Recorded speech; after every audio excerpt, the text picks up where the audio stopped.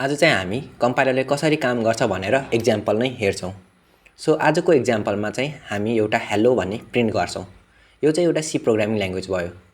अब C programming ल्याङ्ग्वेजमा normally हामीले यो कोडहरु लेख्छौं र यो कोड चाहिँ अब तपाईले खासै याद गर्नुपर्ने छैन, जस्ट एउटा एक्जाम्पलको लागि हेर्नुस्।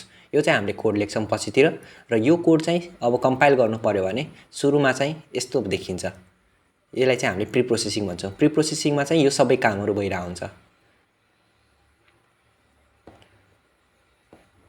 र यो प्री प्रोसेस भइसकेपछि अब हाम्रो अर्को स्टेप हुन्छ एसेम्बली लेभल कोडमा चेन्ज गर्नु।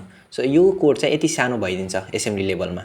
अनि जब यो एसेम्बली लेभल कोडमा कन्भर्ट भइसक्छ त्यसपछि चाहिँ हामीले यो नर्मली फोर्थ स्टेपमा भनौं न एउटा 0101 मा कन्भर्ट हुने भयो यो सबै कोड।